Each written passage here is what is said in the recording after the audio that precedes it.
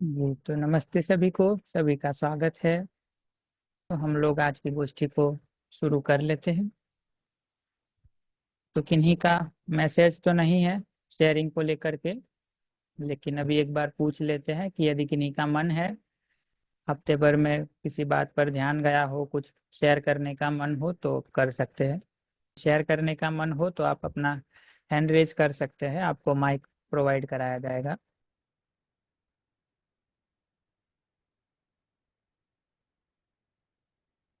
जैसी मौसी जी का हैंड रेज है।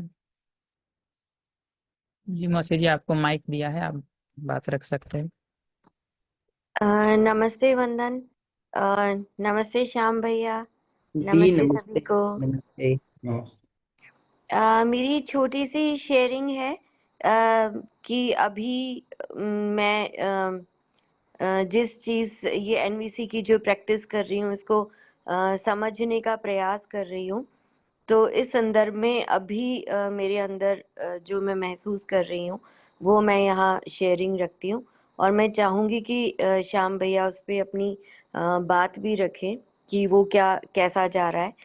तो अभी जब मैं ये एनवीसी का जो प्रैक्टिस करती हूँ, चाहे वो लिसनिंग के संदर्भ में करूँ, और सच पूछो तो वो लिसनिंग से ज़्यादा अभी मेरा ध्यान खुद की नीड और खुद की फीलिंग की। और जब मैं ध्यान देती हूँ तो पहली चीज़ तो ये कि जिंदगी में पहली बार पता चला कि हम अपनी नीड को रख सकते हैं। नहीं तो होता ये था कि सबसे पहली तो यही चीज होती थी कि अपनी नीड कैसे बताई जाए।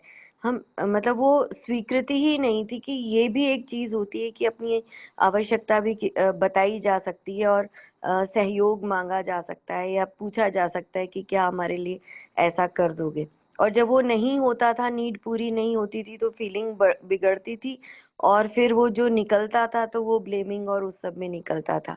लेकिन अब जब ये चीज दिखने लगी है तो पहला जो ब्रेक थ्रू हुआ वो ये वाला हुआ कि अपनी नीड भी कही जा सकती है। और अब जब उसके आगे मैं अपनी नीड और फीलिंग्स को देख रही हूँ तो मैं इस चीज को मतलब अपने आप से मैं ज्यादा कनेक्टेड फील हो रही हूँ। और मैं आज ये देख पाई कि जो एक्सरसाइज 1 में जो फर्स्ट स्टेप है कि अपने भाव और विचारों को बिना प्रतिक्रिया के देखना, तो मुझे लगता है कि अपनी नीड और फीलिंग्स को देखना कहीं ना कहीं एक्सरसाइज 1 का जो स्टेप है उससे भी कनेक्ट होता है। तो ये मुझे तो कनेक्ट होता होता हुआ लगता है। क्या मैं ठीक देख पा रही हूँ या ठीक पहचान पा रही हूँ, ये मैं जानना चाहूंगी। जी दीदी, जितना हम बेसिकली अपने प्रति सजग होते हैं, उतना कहीं ना कहीं जो एक्सरसाइज 1 का स्टेप 1 है, बेसिकली उस काम को हम कर रहे हैं।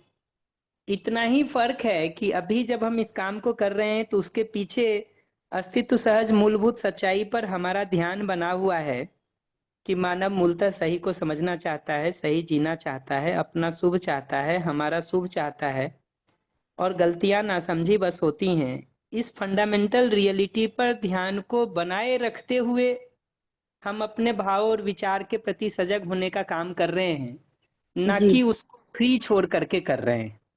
हाँ। इतने भर का डिफरेंस है। बट ऑफ कोर्स इच्छा विचार आशा के प्रति सजग होने की ही बात है ये। और ये बात बिल्कुल ठीक कह रही हैं आप कि अपने नीड को, अपने फीलिंग को एक्सप्रेस करने का जो कॉम्पिटेंस हमारे में आ पाता है, तो हम अपनी बात को बिना घायल हुए और बिना घायल किए हम दूसरे तक ठीक ठीक कम्युनिकेट कर पाते हैं। तो ये सही है जी। दीदी जो आप कह रही हैं। जी भैया, थैंक यू। एक प्रश्न है, पर क्योंकि पहले नहीं रखा था तो अभी नहीं कर रही हूँ। अगर आज समय रहा तो रखूंगी, नहीं तो अगली गोष्ठी में उसको अच्छे से फ्रेम करके रखूंगी। धन्यवाद ठीक भैया। है। ठीक जी। है दीदी। जी मौसी जी धन्यवाद। रेणुका दीदी जी का हैंड रेज है। दीदी जी माइक दिया है आपको, आप बता सकते हैं बात अपनी।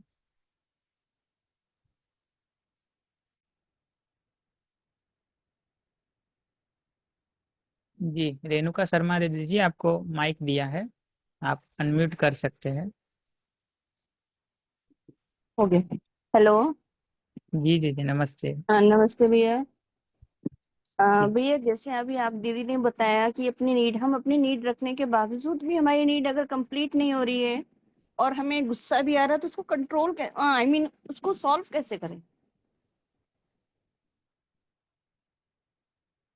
इस प्रश्न को रिस्पॉन्ड कर देता हूँ, बट आगे प्रश्नों को एक एक करके क्रम से ले लेंगे, पर अभी आ गया है तो मैं अभी रिस्पॉन्ड कर देता हूँ। देखिए किसी और भी भैया नीड एक के, चीज हाँ हाँ, कंटिन्यू कंटिन्यू। इसी के साथ एक चीज और है। हमें ये तो पता चल जाता है कि हमारा एक्सीडेंट हो गया, पर वो एक्सीडेंट जब हो गया तो उसको हम संभाल नहीं पा रहे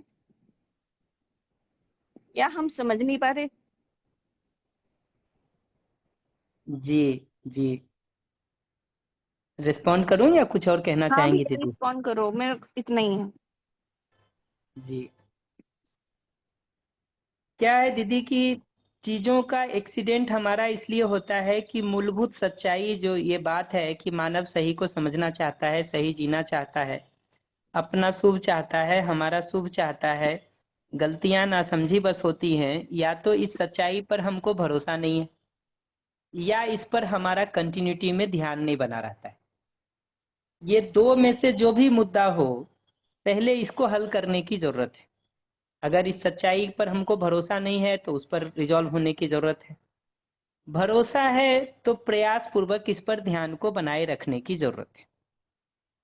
एक स्टेप तो मैं ये कहूंगा, मैं इसकी डिटेलिंग में अभी नहीं जा रहा हूं कि भरोसा नहीं है तो कैसे कर सकते हैं, या ये बात की ध्यान में नहीं रहता है तो कैसे ध्यान में रख सकें, क्योंकि पीछे की 2 गोष्ठी पहले उस पर काफी डिटेल में बात हुआ है, 2 या 3 गोष्ठी पहले।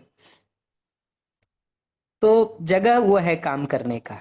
बट उसके बाद भी अगर स्लिप हो जाता हो तो क्या करें, का उत्तर एकदम सिंपल है कि स्लिप होने के बाद जो हमको गुस्सा आता है, उस गुस्सा के कारण के रूप में हम किसको पहचानते हैं?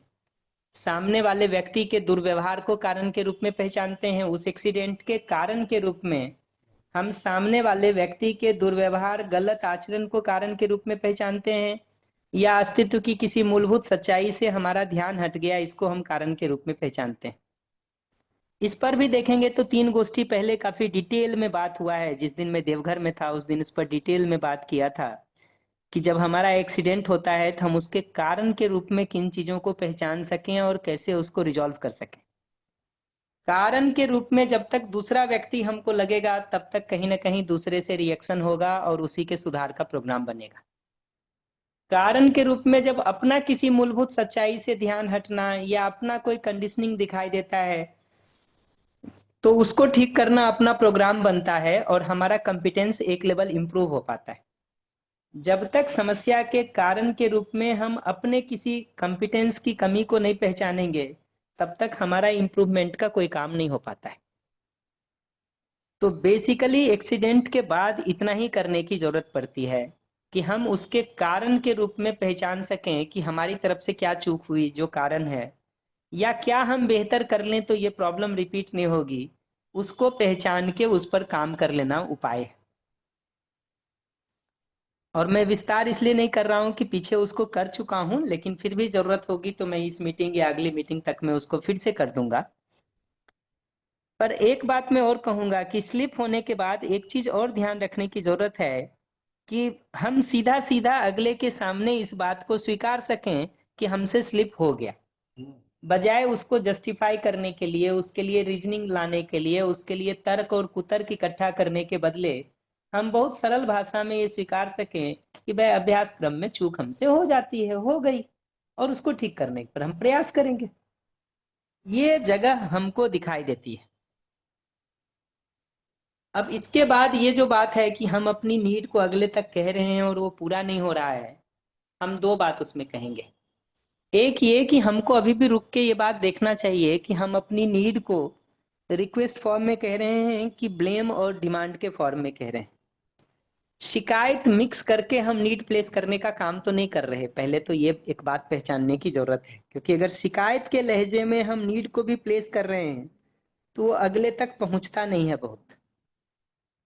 और दूसरा हम रिक्वेस्ट कर रहे कि डिमांड कर रहे, वो भी हमको थोड़ा ठीक से पकड़ने की जरूरत है, क्योंकि डिमांड के फॉर्म में हम जब भी किसी को कुछ कहते हैं तो कुछ ज्यादा कम्युनिकेट नहीं होता है, और अगर उसके बाद भी नीड नहीं पूरी हो रही है और गुस्सा आ रहा है, तो हमको एक सिंपल सवाल अगले से पूछने की जरूरत है। अगर ये दोनों हमने ध्यान रख लिया है कि हम जजमेंट या ब्लेम के फॉर्म में नहीं कह रहे हैं और डिमांड के फॉर्म में नहीं कह रहे, हमको एक सिंपल बात कहने की जरूरत है कि इस नीड के पूरा नहीं होने से हमको गुस्सा हो रहा है या हमको परेशानी हो रही, तो इसके अल्टरनेटिव उपाय क्या हो सकते हैं। या तो सीधा ये पूछा जा सकता है कि इसको पूरा करने में आपको कठिनाई क्या हो रही, ये बता सकते क्या, या ये पूछा जा सकता है कि फिर हम इसको पूरा करने के अल्टरनेटिव मीन्स पर सोचना शुरू करें क्या।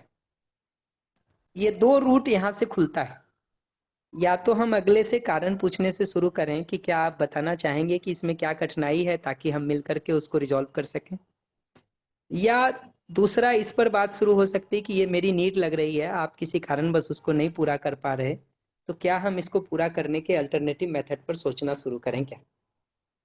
ये दो रूट हमको समझ में आता है, यहाँ से आगे जो ओपन होता है वो। अब बताइए दीदी, अगर और इसमें से किसी बात को एक्सपेंड करना हो तो मैं कर दूंगा।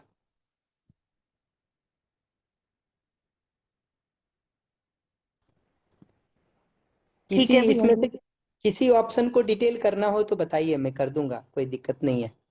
हम्म,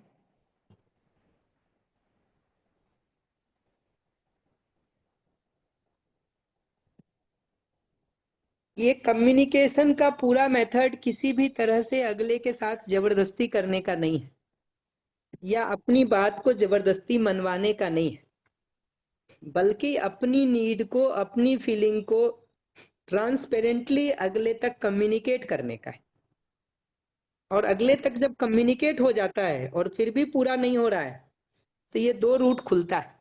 या तो हम अगले से पूछ सकें कि क्या आपको मेरी ये नीड जेन्युइन नहीं लगती, या आपको इसको पूरा करने में क्या कठिनाई हो रही है, वो अगर बताएंगे तो हम मिल करके उसको रिजॉल्व करने का काम कर सकते हैं, क्योंकि इस नीड का पूरा होना हमको अपने लिए जरूरी लगता है।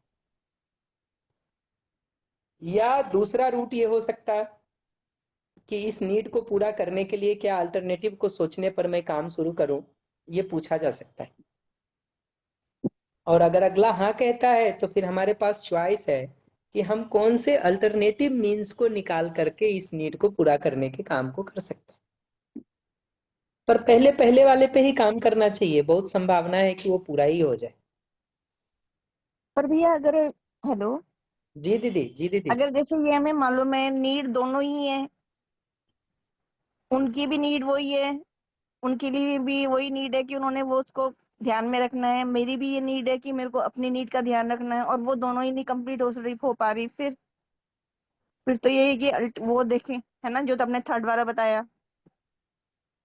दीदी उसमें मुझे क्या लगता है ना कि मतलब अगले की नीड को हम रिकॉग्नाइज कर रहे कि नहीं, और साथ ही अपनी नीड को भी हम रिकॉग्नाइज कर रहे कि नहीं। हम ये बात बिल्कुल नहीं कह रहे हैं कि आपकी नीड आप पूरा करो, अपनी नीड मैं पूरा करूंगी। हम ये कह रहे हैं कि अगले की नीड को भी हम रिकॉग्नाइज कर सकें, अपनी नीड को भी रिकॉग्नाइज कर सकें, और दोनों मिलकर के ये दोनों नीड कैसे पूरी हो सकती है उसको सोचने पर काम शुरू करें। कि अगले की नीड क्या है वो हम रिकॉग्नाइज कर सकें, हमारी नीड क्या है वो भी हम ट्रांसपेरेंटली कम्युनिकेट कर सकें, और हम दोनों मिलकर के ये सोचना शुरू करें कि हम दोनों की नीड कैसे पूरी हो सकती है, हम दोनों के मिलकर के। परिवार के एक इकाई के रूप में होने का मतलब तो यही है। ये परिवार कोई सिर्फ अलग अलग व्यक्तियों का एक जगह इकट्ठा हुआ समूह नहीं है। हम किसी निश्चित और लक्ष्य और कार्यक्रम के अर्थ में साथ साथ हैं, और परिवार एक बड़ी इकाई है जिसके हम दोनों या हम सभी हिस्से हैं। उस दृष्टि से देखना ही परिवार को एक इकाई के रूप में देखने का मतलब है। तो मुझे लगता है कि अगर कठिनाइयां हो रही हैं तो कहीं ना कहीं हमको अपने तरीके को एक बार रिविजिट और रिव्यू करने की जरूरत है। उसमें कहीं चूक हो रही है, वो पहचानने की जरूरत है दीदी। आप कहाँ हैं इन दिनों, दिल्ली में ही?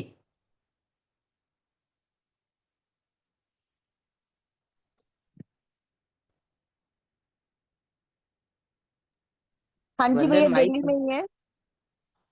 बढ़िया। मीटिंग के बाद कभी फ्री होके एक बार कॉल कीजिएगा मुझे। ठीक है भैया। जी जी दीदी, ठीक है। जी भैया, महेंद्र तोमर भैया जी का हैंड रेज है। जी जी। जी भैया, आपको माइक दिया है, आप अनम्यूट करके बता सकते हैं। श्याम भैया नमस्ते भैया। नमस्ते नमस्ते। हाँ भैया, मैं ये कहना चाह रहा था, जानना भी चाह रहा हूँ कि जैसे मैं पहले कोई काम कर रहा था उत्तरदायित्व का, और वो मेरे बगैर पूछे यदि किसी और ने कर लिया या उससे करवा लिया तो मेरा ईगो हर्ट हो जाता है। तो अब उसके लिए मैं सोचता भी हूँ कि मुझे, आप करके आया हूँ ट्रेनिंग, तो मतलब ऐसा नहीं करना, पर फिर भी हो जाता है, स्लिप हो जाती है बात। तो उसके लिए क्या करें फिर? ऐसे किसी सच्चाई को ढूंढने का काम करना चाहिए जिस पर ध्यान बने रहने से अपना ईगो खत्म होता हो। ये जो इतना सारा बात हम शिविर में सुनते हैं, पुस्तकों में पढ़ते हैं, उनमें से जी उस जी। सच्चाई को, उस बात को ढूंढने का काम करना चाहिए जिस पर ध्यान के बने रहने से हमारा ईगो खत्म होता हो। और उस बात को ध्यान में पॉजिटिवली अपनी तरफ से पहले से बना के रखने का काम ये करने का अभ्यास होता है कि हम पहले उस सच्चाई को पहचान सकें जिस पर ध्यान के बने रहने से हमारा ईगो खत्म होता, सरलता का उदय होता। और उस सच्चाई पर ध्यान के बने रहने के अभ्यास को हम पहले से करने के काम को कर सकें, यही इस एक्सीडेंट से बचने का उपाय है। और उसके हम्म। बाद भी एक्सीडेंट हो जाता हो तो जब जी भी ध्यान लौट करके आए तो उस मूलभूत सच्चाई पर अपने ध्यान को वापस लेके जा सकें, ये करने का उपाय है। जैसे इस सारे केस में देखिएगा, तो मैं तो सिंपल एक सवाल पूछना चाहूंगा, मतलब सच्चाई ढूंढने वाले काम को तो आप आराम से करिएगा। मैं तो एक सिंपल जी। सवाल पूछना चाहूंगा कि आपका उद्देश्य क्या है? काम ठीक ढंग से हो जाए ये उद्देश्य है, या हमारे ही हाथ से हो ये उद्देश्य है? यदि अब मैं चाहता हूँ कि मेरे हाथ से हो, काम भी हो और मेरे द्वारा ही हो, तो फिर भैया? तो हमको रुक करके एक बार ये देखना चाहिए कि ये जो इच्छा हमने बनाई है ये अस्तित्व सहज है हाँ। कि नहीं है, ये हम्म। मानवीय है कि नहीं है, ये प्रकृति सहज है कि नहीं है। ये सवाल को एक बार पूछ के देखना चाहिए। जी भैया, जी बिल्कुल भैया। जी जी, जी। धन्यवाद भैया। हाँ, तो रेणु मौसी जी का क्वेश्चन था और मानिक जी का था मैसेज में, तो उनको ले सकते। बिल्कुल बिल्कुल। जी, रेणु मौसी जी, आपको माइक दिया है, आप बता सकते हैं। जी भैया। नमस्ते सभी को। नमस्ते मौसी जी। हाँ, मैंने एक्चुअली सवाल तो मैंने 2-3 दिन पहले लिखा था, अभी मैंने पढ़ा उसको। तो भैया आप ही पढ़ दोगे क्या उसको?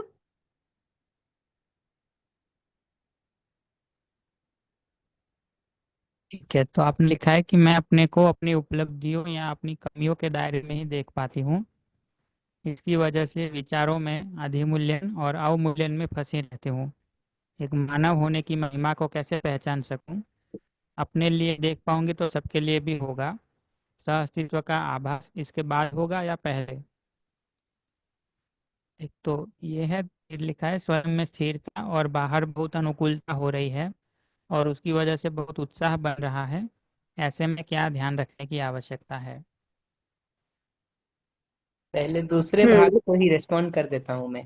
कुछ कहना चाहेंगी दीदी या मैं रिस्पॉन्ड करूँ? जी भैया, आप बताइए। पहले दूसरे भाग को ही मैं रिस्पॉन्ड कर दूंगा।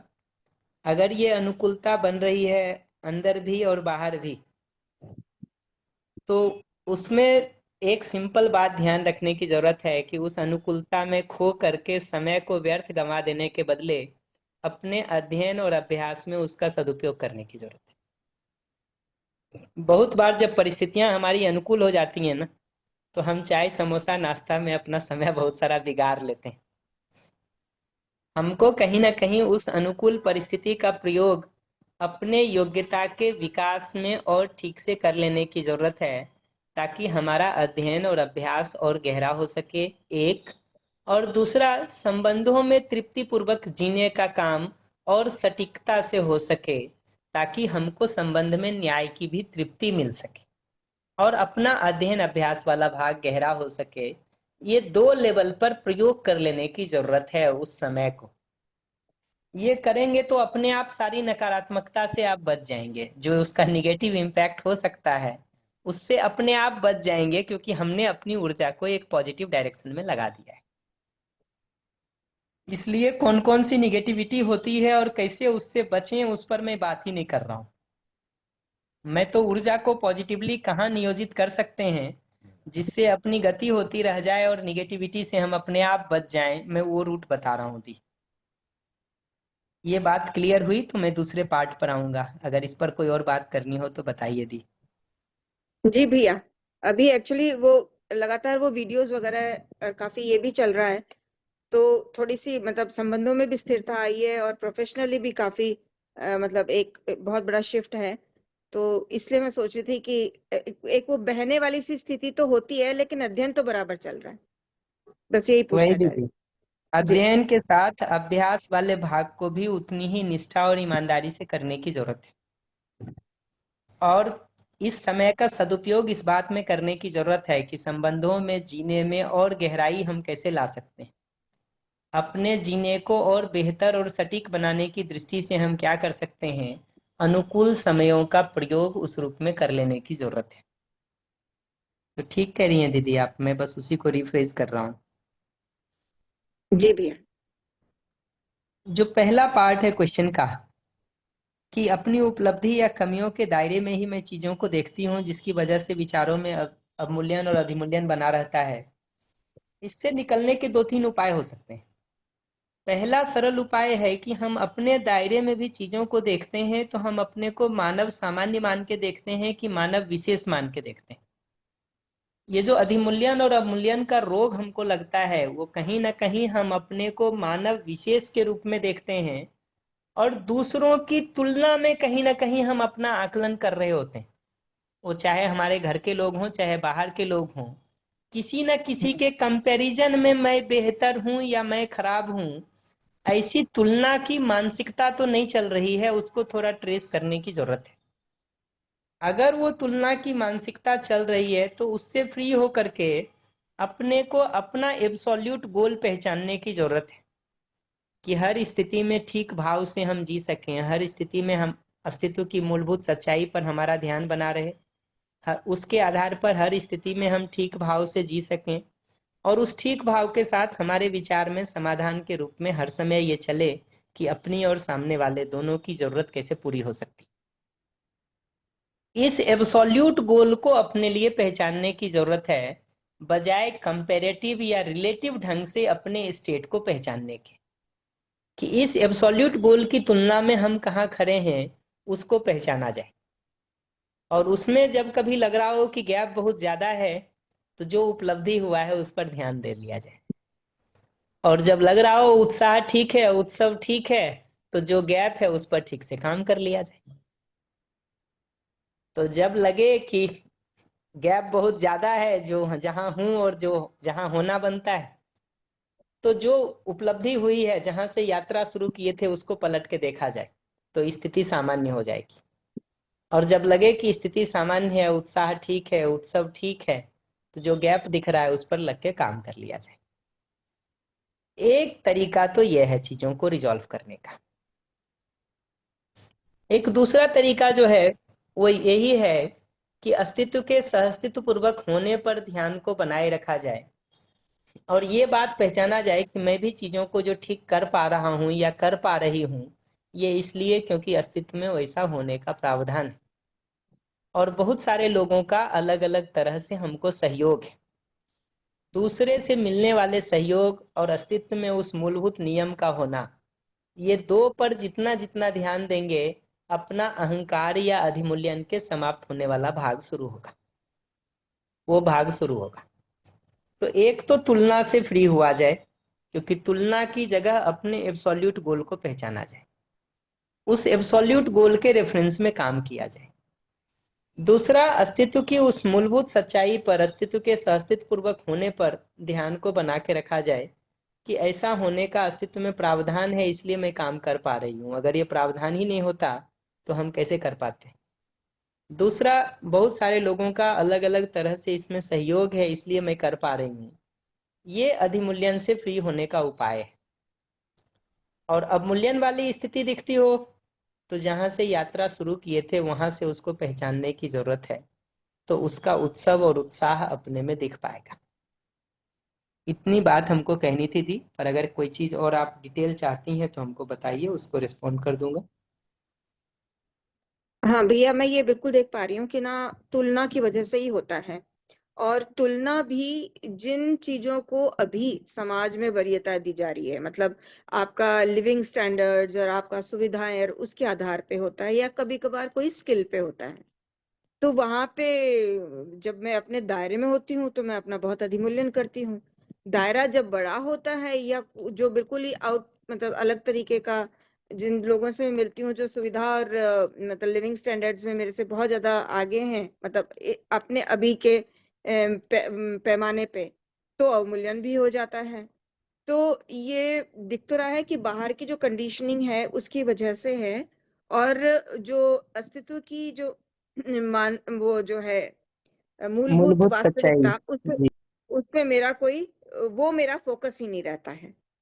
तो ये तो डेफिनेटली है। और एक ये पॉइंट बहुत पिछली बार भी मेरे क्वेश्चन पे आपने बताया था ये, कि दूसरों का सहयोग अगर मैं देख पाती हूँ और ये चीज की अस्तित्व में ऐसा होने का प्रावधान है, इसलिए मैं इसको कर पा रही हूँ, तो ये मेरे अभिमान को और अधिमूल्यन को मतलब उधर की डायरेक्शन में नहीं जाएगा। तो ये भी पार्ट, क्योंकि मैं ना सहअस्तित्व नहीं देख पा रही हूँ, तो मेरे को ये लग रहा था ये जो बहुत मी सेंट्रिक जो विचार है, इसकी जगह ये यूनिवर्स सेंट्रिक विचार किस तरीके से शिफ्ट होएगा। तो ये भी मेरा एक वो पॉइंट था जो जो आपने बताया कि औरों का सहयोग मेरे दिमाग में रहे, और सहअस्तित्व में ये सब चीजें होने का प्रावधान है, मैं कुछ नया नहीं कर रही हूँ, वही हो रहा है जो अब तक होता आया था, कुछ लोग कर पा रहे थे। तो ये कुछ एक वास्तविकता, मैं इसको और ध्यान में रखूंगी। मैं सही पकड़ पाई भैया? जी दीदी, बिल्कुल। और ये जो तुलना वाली बात है ना, मैं आजकल हम्म। अपने 2-3 घंटे के सेशन में भी उस पर काफी बात करता रहता हूँ। तुलना की मानसिकता से 4-5 बेसिक प्रॉब्लम होती है, खास करके ये लिविंग स्टैंडर्ड और सुविधा संवेदना वाले रेंज में जो हम तुलना करते हैं ना, उसकी पहली प्रॉब्लम ये होती है कि अब हमारा नीड ही प्रॉपरली आइडेंटिफाई नहीं होता है। दूसरों की तुलना में ही नीड आइडेंटिफिकेशन का काम होता है। तो पहली चीज ये समझने की जरूरत है कि दूसरों की तुलना में अगर हम आवश्यकता को पहचानने जाएंगे तो एब्सोल्यूट रेफरेंस में हमारी खुद की आवश्यकता ही तय नहीं हो पाएगी। फिर तो दूसरे तय करेंगे कि हमारी आवश्यकता क्या है और क्या नहीं है। दूसरा, ये भी पहचानने की जरूरत है कि तुलना की मानसिकता से अगर हम जिएंगे तो कभी हम आगे रहेंगे, कभी आप आगे रहेंगे, और उसमें भी 100 चीजें हैं, तो किस किस चीज में तुलना करेंगे जी। एक चीज तो है नहीं जिसमें तुलना करके आदमी आगे निकल जाए। 10 चीजें ऐसी होंगी जिसमें आप हमसे बेहतर होंगे, 5 चीजें ऐसी होंगी जिसमें मैं बेहतर होऊंगा। तो कहीं ना कहीं तुलना की मानसिकता से चलेंगे तो कुछ चीजों में हम अपने को पीछे पाएंगे, कुछ चीजों में अपने को आगे पाएंगे। ये स्थिति संभव ही नहीं है कि हर चीज में हम आगे हो जाएं। फिर तुलना का माइंडसेट ऐसा चलता है कि मोहल्ले में सबसे बड़ा हो गए तो गांव का सोचते हैं, गांव का हो गए तो शहर का सोचते हैं, शहर का हो गए तो राज्य का सोचते हैं, राज्य का हो गए तो राष्ट्र का सोचते हैं। वो ऐसा चलता रहता है तुलना का रेस पूरा। अगली बात, तुलना में ये समझने की जरूरत है कि हम सारा मेहनत करके बहुत कुछ अच्छा करें और दूसरे लोग अगर उस पर ध्यान नहीं दें, अटेंशन पे नहीं करें, उसको अप्रिशिएट नहीं करें, तो हमको लगता है सारा किया कराया बेकार चला गया। तो इतना सब करने के बाद भी वो किसी लेवल पर हमारी परेशानी का कारण बनता है। तुलना की मानसिकता में ये भी समझने की जरूरत है कि अगर हम तुलना की मानसिकता से जी रहे हैं तो जो हमसे आगे होता है उसको देख करके हमारे अंदर एक इंफीरियरिटी कॉम्प्लेक्स पैदा होता है, एक हीन भावना पैदा होती है। और जो हमसे कम होता है उसको देख करके एक सुपीरियरिटी कॉम्प्लेक्स पैदा होता है, एक अहंकार पैदा होता है। तो ये दोनों तरफ से चीजें उलझती हैं तुलना के माइंडसेट में, और कहीं ना कहीं फिर अपने से कम वाले को हम अपने लायक नहीं समझते हैं, अपने साथ जीने योग्य नहीं समझते हैं, अपने बराबर नहीं समझते, और अपने से अधिक वाला हमको अपने साथ जीने लायक नहीं समझता, हमको अपने योग्य नहीं समझता, हमको अपने बराबर नहीं समझता।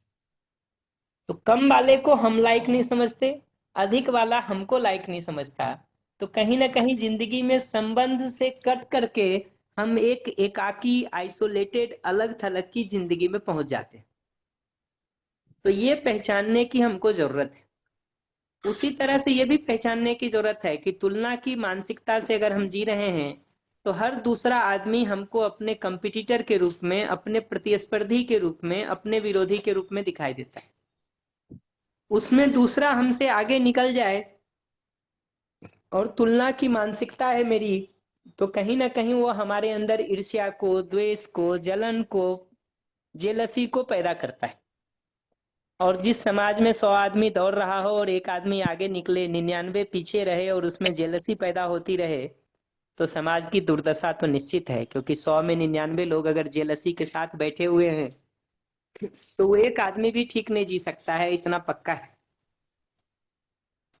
तो ये समझना जरूरी है कि तुलना के माइंडसेट से चलते हैं तो ये सारी प्रॉब्लम आके खड़ी हो जाती है। सुविधा की आवश्यकता की पहचान नहीं होती, हर चीज में आगे निकलना मुश्किल है, निकल भी जाए तो आगे आगे आगे आगे वो कंपैरिजन चलता ही रहता है। कोई अप्रिशिएट नहीं करे उस बेसिस पर हमको, तो हमको हमारी मेहनत बेकार लगती है। आगे कोई दूसरा निकलने लगे तो वो हमारे अंदर जेलसी को, ईर्ष्या को पैदा करता है। और ऐसा नहीं है कि निकल जाए तभी जेलसी पैदा होती। हमने सोच लिया हो कि हमारा घर मोहल्ले का सबसे बड़ा घर होना चाहिए, बगल वाला जिस दिन से नींव खोदना शुरू करता है ना, हम उसी समय से नींव पर ध्यान देना शुरू करते हैं कि कहीं इतना मजबूत तो नहीं है कि हमारे घर से बड़ा हो जाए। बनेगा वो 6 महीना, साल भर बाद, पता नहीं हमसे बड़ा हो कि छोटा, लेकिन अगर मेरे मानस में ये है कि मेरा घर सबसे बड़ा होना चाहिए, जिस दिन से वो नींव डालना शुरू करता है उसी दिन से हमारा भी ब्लड प्रेशर कहीं ना कहीं बढ़ना शुरू हो जाता है।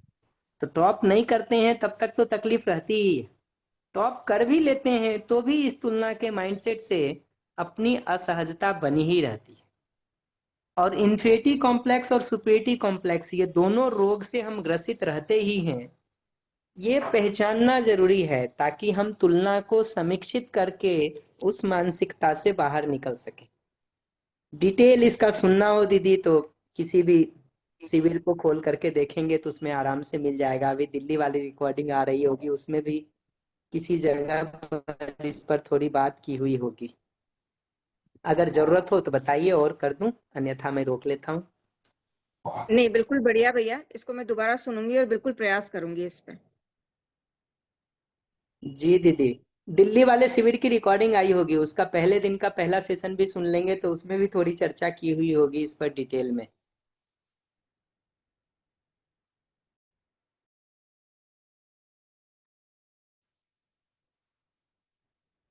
हाँ जी मानिक जी, आपको माइक दिया है, आप बता सकते हैं।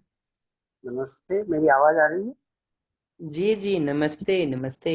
राम भैया, तो बहुत बहुत कृतज्ञता। बिलवाड़ा वाला शिविर बहुत अच्छे से मैं कर पाया, और आप सभी शिविरार्थियों के सहयोग से अभी मैं इन दिनों उस शिविर को रिकॉर्डिंग के जरिए दोबारा सुन रहा हूँ। तो काफी सारी चीजें नए सिरे से पकड़ में आ रही है। तो ये तो तय हुआ कि सुने हुए को हम जितनी बार सुनेंगे हर बार कुछ नई वास्तविकताएं हमको समझ में आएगी। अभी मुझे कल ही पता लगा कि ऐसी कोई गोष्ठी चल रही है, मुझे आइडिया नहीं था, उस शिविर में भी ग्रुप में नहीं था कि कोई एक गोष्ठी चल रही है। तो अक्षय जोशी भैया ने मुझे इसका लिंक दिया, वो शायद अभी इसमें गोष्ठी में नहीं है, उनका शुक्रिया। प्रश्न मेरा ये था जो मैंने वंदन भैया को भेजा था, आज हमारे स्कूल स्टाफ में कोई चर्चा चल रही थी तो मैं थोड़ा कंफ्यूज हो गया था, मुझे लगा गोष्ठी में ये प्रश्न रखना चाहिए कि ऐसा मेरी समझ में था कि माता पिता से जो बच्चा होता है वो बच्चे में जीन्स के जरिए शरीर आता है, और जीवन जो है वो किसी और जगह से आता है। तो ये बात चल रही थी कि जो शारीरिक गठन है वो उसके लिए तो माता पिता जिम्मेदार है, लेकिन जो हमारी आदतें हैं, जो हमारी बुद्धि, वृत्ति, और ये जो चीजें हैं ये जीवन में होती है, तो क्या इनके लिए भी माता पिता जिम्मेदार हैं? दूसरी, जब ये बात आगे बढ़ी तो ये बात चली कि गर्भावस्था में माँ से ये कहा जाता है कि आप अच्छा सुनिए, अच्छा सीरियल देखिए, अच्छी किताबें पढ़िए, तो इसका असर गर्भ में पल रहे बच्चे के शरीर पर पड़ता है या मन पर? ये मैं थोड़ा सा यहाँ पर मैं प्रकाश चाहता हूँ कि कोई रोशनी डाल सके आप। एक लेडी टीचर ने कहा कि मेरे को बहुत गुस्सा तेज आता है, इसलिए मेरे बड़े वाले बच्चे को भी गुस्सा तेज आता है। तो वो ये मान रही है कि ये माँ का प्रभाव बच्चे पर है, और मैं इस बात पर अड़ा हुआ था कि माँ से तो बच्चे को केवल शरीर मिला है। अब अगर बच्चे को भी गुस्सा आता है तो वो तो या तो उन्होंने आपको गुस्सा देख करके गुस्सा सीखा होगा, तो मैं उसको वातावरण का कारक मानता हूँ, न कि जेनेटिक प्रभाव मानता हूँ। तो मुझे लगता है ये तीनों प्रश्न आपस में जुड़े हुए हैं, तो आप थोड़ा प्रकाश डालेंगे कि माता पिता से शरीर के अलावा भी कुछ आ सकता है क्या जीवन में? क्या मेरा जी प्रश्न भैया, खत्म हो गया? रिस्पॉन्ड कर देता हूँ। उसके पहले मैं एक दो बात बता दूं कि भीलवाड़ा वाले उस शिविर में इसका लिंक इसलिए शेयर नहीं है कि ये अभ्यास गोष्ठी है भैया, और जिन लोगों ने उस अभ्यास सत्र को किया है जो भीलवाड़ा में दिसंबर में किया था या अभी गुजरात में और भोपाल में किया था, उसके फॉलो के रूप में ये गोष्ठी को शुरू किया है, और इसको अभ्यास सेंट्रिक ढंग से शुरू किया है कि अपने जीने में जो अभ्यास हम लोग कर रहे हैं उसमें कहाँ कहाँ कठिनाइयां आ रही हैं और कैसे उसको हम रिजॉल्व कर सकते हैं, उस लक्ष्य से इसको शुरू किया था। इसलिए बाकी ग्रुप्स में इसका सर्कुलेशन नहीं है भैया। और इसका पर्पस वो है, इसका पर्पस प्रधानता से अध्ययन नहीं है, अभ्यास है।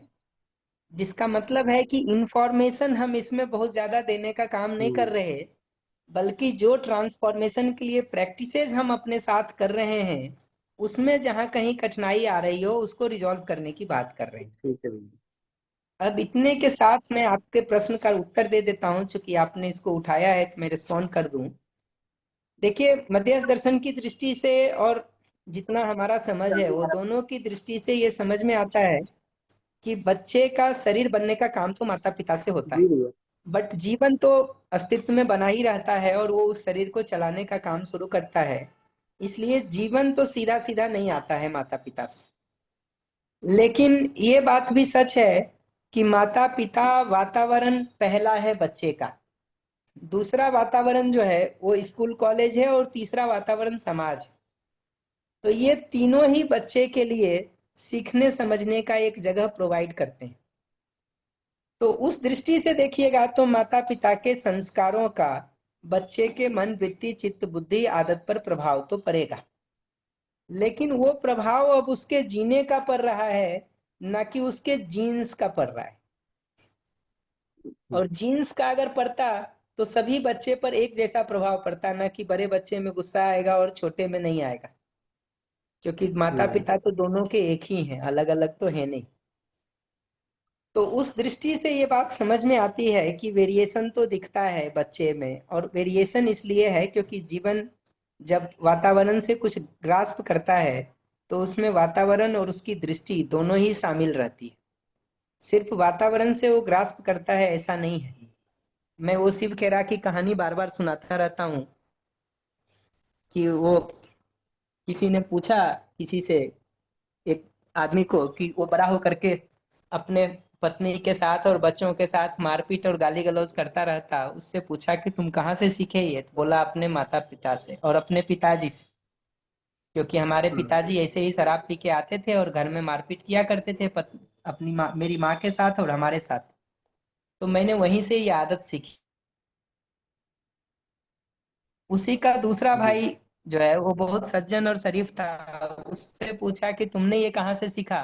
तो कहा अपने पिताजी से, कि मेरे पिताजी जब घर आकर के शराब पी के माँ के साथ मारपीट करते थे और हम लोगों के साथ, तो इतने और डर और भय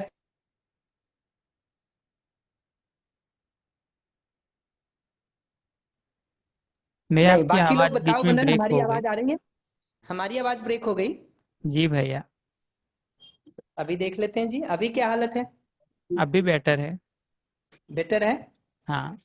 तो चलो इस बेटर के साथ शुरू कर लेते हैं। कह रहा था कि दूसरे बच्चे ने भी जो है वो शराफत से जीना शुरू किया, तो उससे लोगों ने पूछा कि तुमने ये आदत कहाँ से सीखी, तो उन्होंने कहा कि अपने पिताजी से, क्योंकि मेरे पिताजी जब घर आकर के माँ के साथ मारपीट करते थे शराब पीने के बाद और हम लोगों के साथ, तो हमारा बचपन इतने डर और भय में बीता कि हमने सोचा जिंदगी में कुछ भी करेंगे पर ये तो नहीं करेंगे।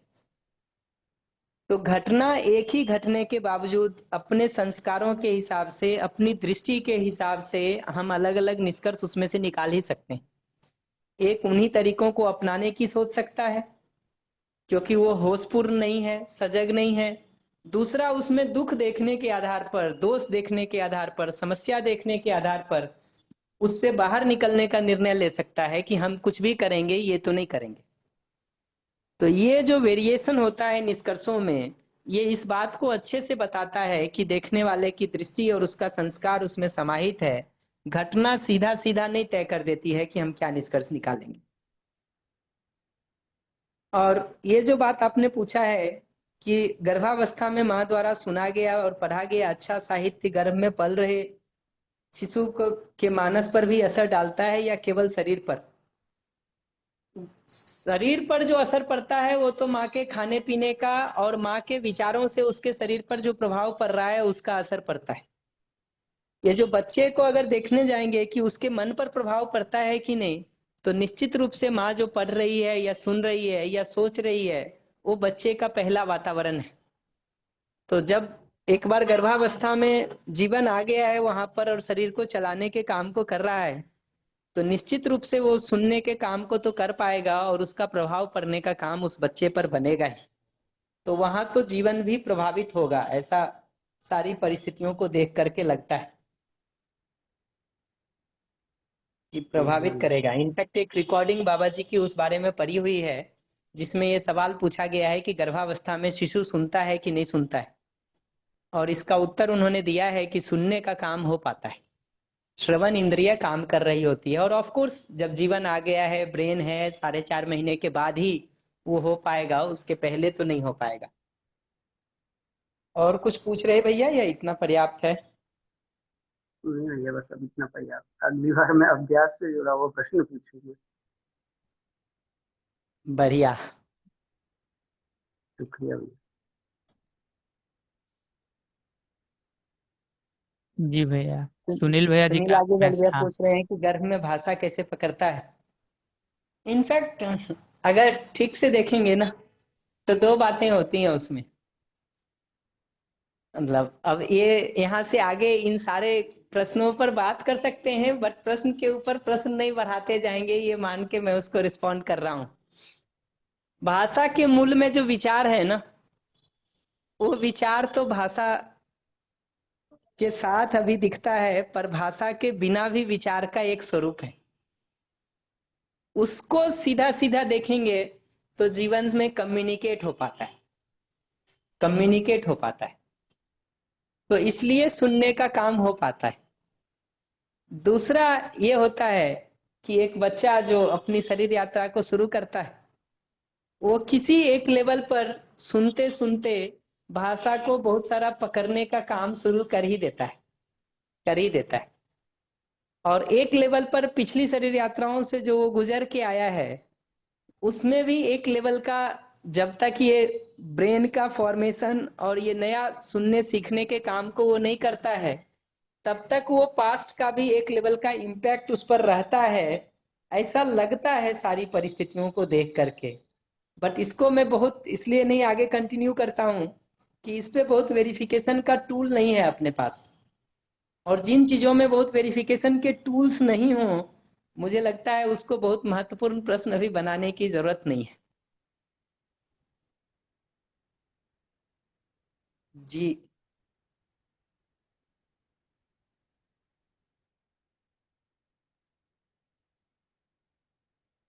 जी भैया।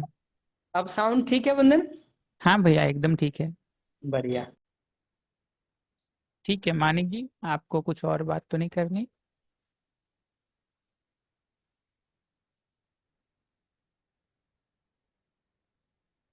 ठीक, ठीक है भैया, तो क्वेश्चंस तो हो गए पूरे। तो बढ़िया। रिपल भैया स्क्रीन शेयर कर सकते हैं? जी भैया। हाँ। स्लाइड नंबर 15 से करेंगे भैया।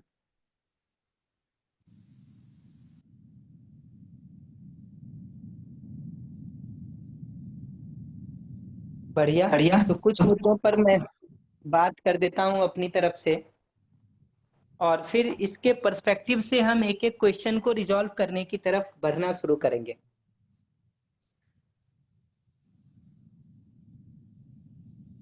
तो संवाद के इस पर बात मैं पहले भी कर चुका हूं, लेकिन थोड़ा मैं ध्यान इसलिए इस पर दिला देना चाहता हूं ताकि प्रॉब्लम को सॉल्व करने में हमको इन बातों का ध्यान रह सके। देखिए, इस पूरे संवाद का जो सबसे एक बड़ी चूक होती है वो ये कि कहीं ना कहीं इसको हम अपने बात मनवाने के टूल के रूप में यूज करना शुरू कर देते हैं, और हमको लगता है कि हम इस विधि से चर्चा कर रहे हैं, इसका मतलब हमारी बात अगला मान ले। हम इस विधि से चर्चा कर रहे हैं, इसका मतलब हमारी नीड अगला पूरा करना शुरू कर दे।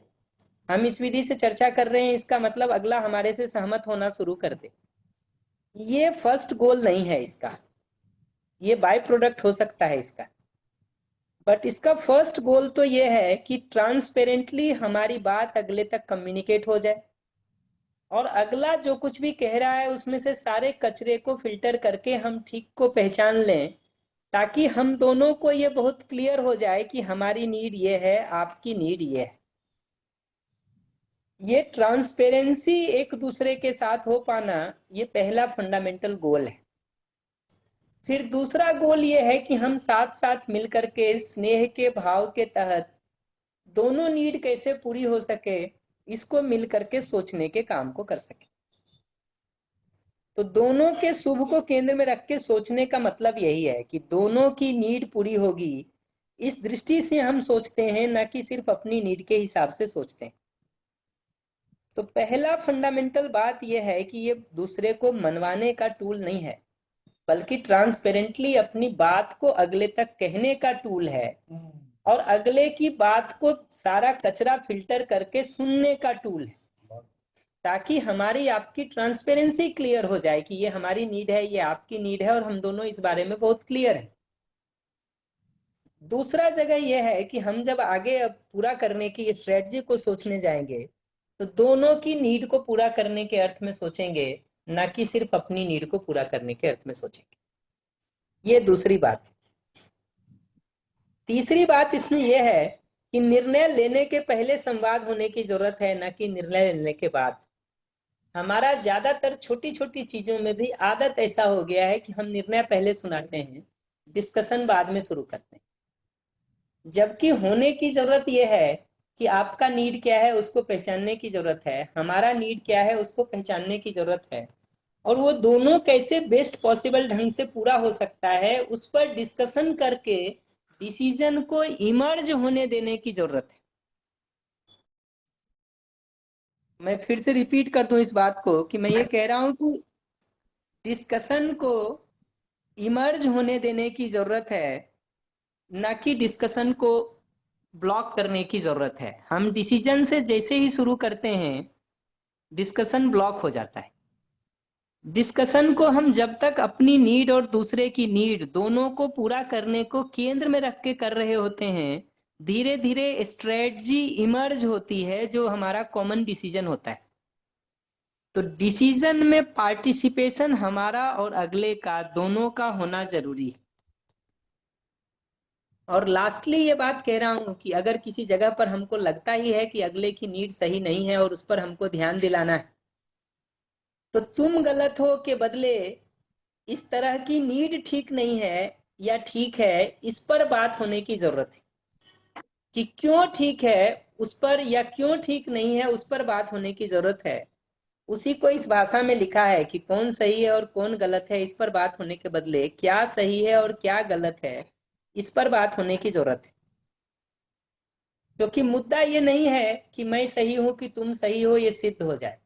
मुद्दा तो ये है कि जो हमारा कंपिटेंस है और जो आपका कंपिटेंस है, वो दोनों के साथ जो हमारी नीड है और जो आपकी नीड है, ये दोनों नीड कैसे बेस्ट पॉसिबल ढंग से पूरा हो सकता है। तो आपका कंपिटेंस और हमारा कंपिटेंस, ये दोनों के साथ आपकी नीड और हमारी नीड, ये दोनों कैसे पूरी हो सकती है, ये सोचना उपाय है। क्योंकि हम अपने को सही सिद्ध कर लें कि आपको गलत सिद्ध कर लें। आप अपने को सही सिद्ध कर लीजिए कि हमको गलत सिद्ध कर लीजिए, उससे कोई निष्कर्ष नहीं निकलने वाला, उससे कोई निष्कर्ष नहीं निकलने वाला। निष्कर्ष तो इस बात से निकलता है कि हम दोनों की नीड, हम दोनों के कॉम्पिटेंस के साथ बेस्ट पॉसिबल ढंग से कैसे ऑप्टिमाइज हो सकता है, कैसे पूरा हो सकता है। इतनी बात हमको इस स्लाइड के संदर्भ में कहनी थी। बाकी इसके एप्लीकेशन पर आऊंगा तो मैं और थोड़ा ध्यान दिलाने का काम कर दूंगा। अगर कोई प्रश्न है तो देख लेना वंदन तुम। हाँ जी, किन्हीं का कोई प्रश्न हो तो हैंड रेज कर सकते हैं, आपको माइक दिया जाएगा। सुनील भैया का प्रश्न है जी, माइक हाँ। दिया है भैया आपको। वो पहली वाली स्लाइड दिखाओ।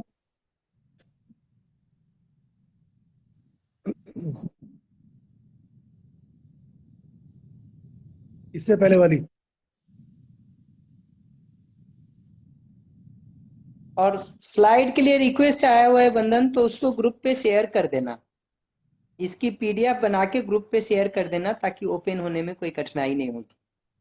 ठीक है भैया। श्याम भाई प्रणाम। ये आपने पहला जो लिखा मुख्य उद्देश्य है पारदर्शिता एवं अपनी बात कहना, तो इसका मतलब मैं तो इतना ही समझ पाया कि ईमानदारी से अपनी बात कहना आप कहना चाह रहे हैं, या पारदर्शिता का और भी कोई मतलब इसके अलावा भी, ईमानदारी के अलावा? उसका मतलब इतना ही है कि हम जैसा अपनी नीड को देखते हैं वो ठीक ठीक सटीकता के साथ हम दूसरे तक कम्युनिकेट कर देते हैं कि दूसरे को भी ये बात पहुंच जाती है कि ये मेरी नीड है।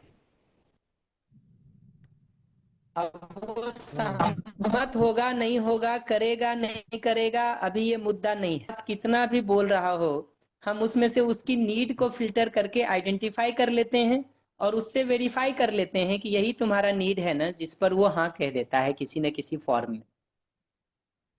इसको मैं पारदर्शिता कह रहा हूं, जिसका मतलब है हमारी नीड अगले तक पहुंच गई है और अगले की नीड हमने पकड़ लिया है। ये उसको भी पता है और ये मुझे भी पता है। अच्छा अच्छा, ओके ओके ओके। सामने जी भी नीड पकड़ ली है और अपनी नीड भी हमने कन्वे कर दी है। ओके, जी जी जी। बहुत बहुत बढ़िया, बहुत बढ़िया। बहुत सरल जी बनाई भैया, हमने। ठीक है। कोशिश में लगे हैं जी। जी भैया, अर्चना दीदी जी का भी हैंड रेज है। जरूर। दीदी जी माइक दिया है आपको, आप बता सकते हैं। नमस्कार भैया। नमस्ते नमस्ते। भैया ये थर्ड और फोर्थ पॉइंट में डिफरेंस क्या है? यहाँ पर भी थर्ड पॉइंट में भी हम लोग ये बात कर रहे हैं कि सही और गलत को तय नहीं करना है, इसको इसके बदले अगला कहाँ खड़ा है उससे संवाद शुरू करना। मतलब यहाँ तो मेरी भागीदारी ही हो गई ना, कि मैं अपनी भागीदारी वहां से शुरू करूंगा जहां पे मैं देख पाऊंगी कि सामने वाला खड़ा कहाँ है। थर्ड पॉइंट में भी सेम बात मुझे लग रही है, तो मैं उसमें पकड़ नहीं पा रही हूँ कि इसमें डिफरेंस क्या है। दीदी बातें तो सारी सेम ही हैं, मुद्दा डिफरेंस पकड़ने का नहीं है। मुद्दा तो ये सारे को मिला करके एक जीने का सिंगल स्वरूप पहचानने की जरूरत है। तो डिफरेंस से जी ज्यादा जी। महत्वपूर्ण बात यह है कि ये सारे बिंदुओं को मिला करके हम अपने जीने के एक स्वरूप को पहचान सकें और उसको ध्यान में बनाए रख सकें। अच्छा, तो ठीक है। अल्टीमेटली तो उसी एक बात को अलग अलग तरह से ध्यान दिलाने का काम कर रहे हैं। मुख्य बात इतना ही है कि सही और गलत तय करना हमारा मुख्य इंटरेस्ट नहीं है। मुख्य इंटरेस्ट यह है कि जो आपका कॉम्पिटेंस है, जो हमारा कॉम्पिटेंस है, ये दोनों के साथ हम दोनों की नीड कैसे बेस्ट पॉसिबल ढंग से ऑप्टिमाइज होकर पूरा हो सकता है। जी ठीक है जी भैया। तो मेन मुद्दा ये है कि पॉइंट को समझ करके मेन फोकस पे ध्यान रखना है कि मैं अपनी बात को भी रख पाऊं अपने नीड्स और फीलिंग्स के साथ, सामने वाले की भी बात को समझ पाऊं उसके नीड्स और फीलिंग्स के साथ, और प्लस हम दोनों की नीड्स कैसे फुलफिल हो इस बेस के प्लेटफॉर्म को ध्यान में रखते हुए बात को शुरू किया जाए। जी ऐसा है ना जी भैया? जी दीदी। ठीक है भैया। और उसमें भी अपनी धन्यवाद। सलाह से शुरू करने के बदले अगले को सुनने से शुरू किया जाए। हाँ जी, माने डिमांड ना रख के रिक्वेस्ट पे ध्यान रखा जाए। रिक्वेस्ट और रिक्वेस्ट में भी स्ट्रेटजी अगले से पूछा जाए कि ये दोनों नीड है, ये कैसे पूरा हो सकता है, आप इसको कैसे देखते हैं। ये अच्छा। पूछने से शुरू किया जाए, ना कि अपनी तरफ से सलाह और सॉल्यूशन देने से शुरू किया जाए। हम्म। क्योंकि हम ठीक है सीधा भैया। सॉल्यूशन देने से शुरू करते हैं तो कहीं ना कहीं हम ये सेंस दे रहे हैं कि हम तो सोच सकते हैं, तुम नहीं सोच सकते हो।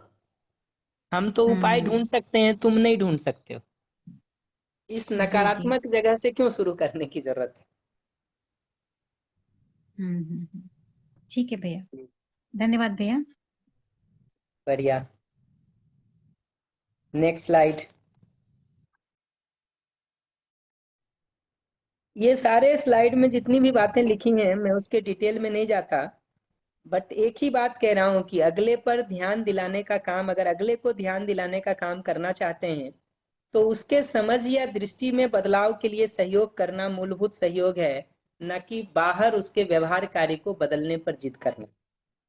हम अगर दूसरे को ध्यान भी दिलाना चाहते हैं तो ये समझना जरूरी है कि दृष्टि में बदलाव के साथ ही आचरण में बदलाव होता है। समझ में बदलाव हो सके, दृष्टि में बदलाव हो सके, तभी आचरण में बदलाव होता है। तो जो हमको सहयोग करना है अगले को, वो उसकी दृष्टि में बदलाव की जगह पर सहयोग करने की जरूरत है, न कि आचरण में बदलाव पर जिद करने की जरूरत है। और दृष्टि में बदलाव के सहयोग के काम को हम तभी कर सकते हैं जब हमको ये भरोसा हो कि अगला भी सही समझना चाहता है, सही जीना चाहता है, सही समझ सकता है। वो पोटेंशियल है अगले में, वो कैपेबिलिटी है अगले में, और अगले के प्रति सम्मान और स्नेह का भाव हमारा बना हुआ है, तभी हम इस काम को कर सकते हैं। सम्मान के भाव का मतलब ही है अगले को बराबरी के स्तर पर रख करके हम संवाद कर रहे हैं, ना कि उसको छोटा मान के और छोटा दिखा के संवाद कर रहे हैं।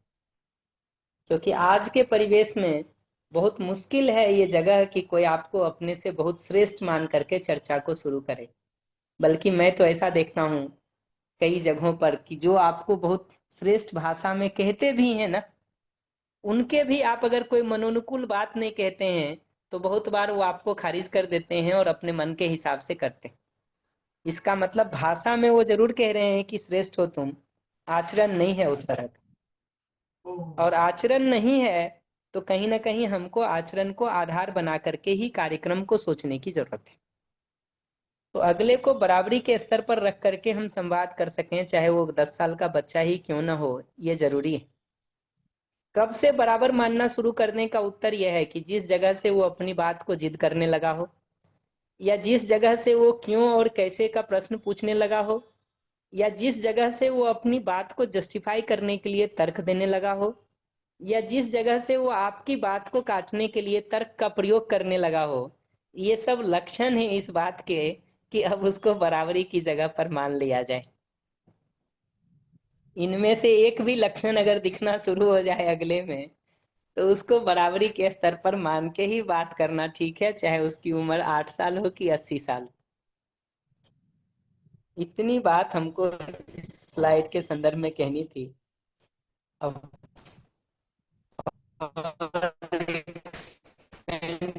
नहीं करता हूँ इसको। कोई भैया आवाज कट रही है आपकी।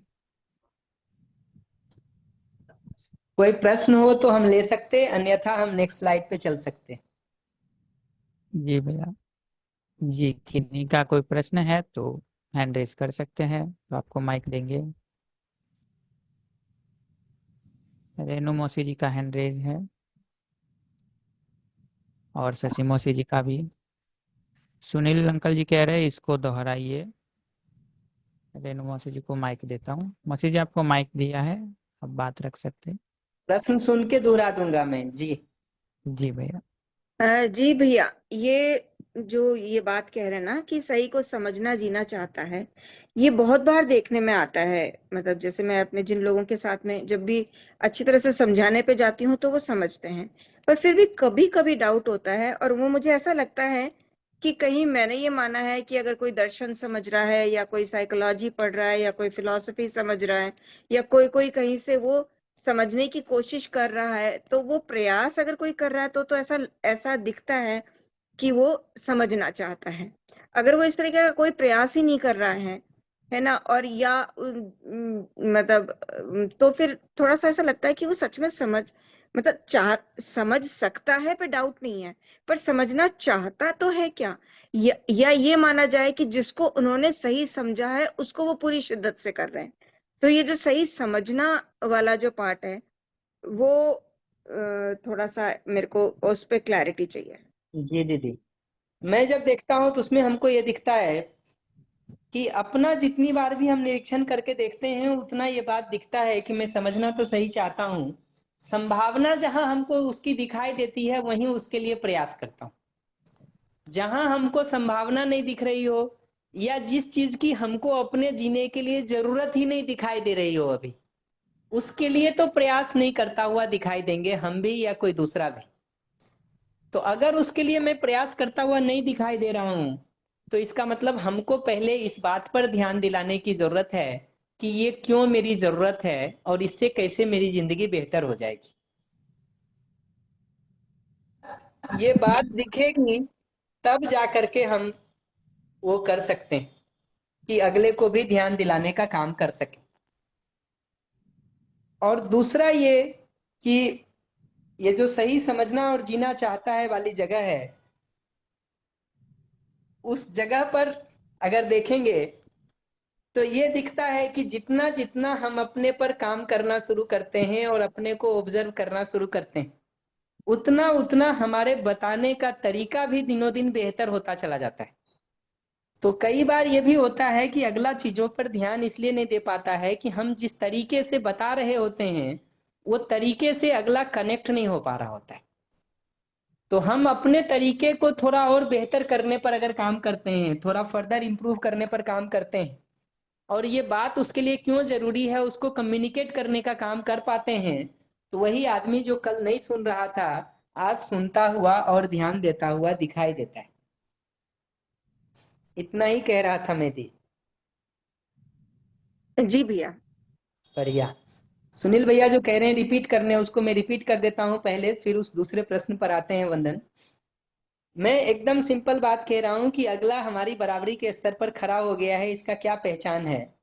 तो ये दिखता है कि अगला अगर अपनी बात को मनवाने के लिए जिद करने लगा हो, ये अगर दिखता है कि वो अपनी बात को सही सिद्ध करने के लिए तर्क देना शुरू कर दिया हो, ये अगर दिखता है कि वो हमारी बात को काटने के लिए तर्क का प्रयोग करने लगा हो, अगर ये दिखता है कि वो डिसीजन में अपना भी पार्टिसिपेशन चाहता है और अपना भी इम्पोर्टेंस चाहता है, ये अगर दिखाई देता हो कि सही गलत पर वो तर्क करना शुरू कर दिया हो, ये अगर दिखाई देता हो कि हमारे डिसीजंस पर वो प्रश्न पूछना शुरू कर दिया हो, ये अगर दिखता हो कि वो हमसे भिन्न राय रखना शुरू कर दिया हो और उसको इम्प्लीमेंट करने पर कुछ ना कुछ काम शुरू कर देता हो, तो ये मान लेने की जरूरत है कि अब वो बराबर की जगह पर ही बात उससे करने की जरूरत है। छोटा तो नहीं माना जा सकता और बड़ा हम नहीं मान सकते, इसलिए बराबर की जगह पर ही रख के बात करना हमको ठीक ऑप्शन दिखता है। सुनील भैया ठीक है या और कुछ कह रहे हैं? माइक दे दो वंदन उनको। जी भैया। नहीं, गजब गजब। मतलब मैंने काफी लंबे समय बाद ये जिस तरह का आपने विश्लेषण किया है, बिल्कुल सटीक, परफेक्ट, बिल्कुल प्रिसाइज है कि सामने वाला अगर बात काट रहा है या बात पे अपनी रख रहा है आपको रोक के बीच में, या तर्क कुछ दे रहा है, इसका मतलब है कि उसको श्रेष्ठ मानना तो आसान होता नहीं किसी के लिए भी, तो बराबर तो मानो कम से कम। बहुत बढ़िया, बहुत बढ़िया, आपने तो कमाल का सरल कर दिया इसको। मतलब इतना ज्यादा लिख पाना जो आम आदमी सोचता है, उसके मन में जो चलता है, मतलब मेरे लिए तो असंभव है कि मैं खुद सोच रहा हूँ लेकिन उसको कैसे लिखना है और इतना सरल लिखना है कि पहुंच जाए सामने वाले तक। यही एक परफेक्ट टीचर की पहचान है। बहुत बढ़िया, मजा आ गया, फर्स्ट क्लास। बढ़िया, शशि दीदी के प्रश्न से शुरू कर सकते हैं। जी जी मौसी जी, आप अनम्यूट कर सकते हैं। जी भैया, मेरी आवाज आ रही है? जी हाँ, तो मैं एक भूमिका के साथ में ये प्रश्न रखूंगी कि श्याम भैया, हम जो अभ्यास की बात कर रहे हैं उसमें 3 अभ्यास की मुख्य बात आती है, चिंतनाभ्यास, विचाराभ्यास और व्यवहाराभ्यास। चिंतनाभ्यास में जहां तक मेरा ध्यान गया वो ये कि अस्तित्व की मूलभूत जो वास्तविकता है उसके ऊपर अपना ध्यान उसको स्मृति में बनाए रखते हुए अपने भाव को स्थिर करना। लेकिन हमारा जीना क्योंकि दूसरे लोगों के साथ भी होता है तो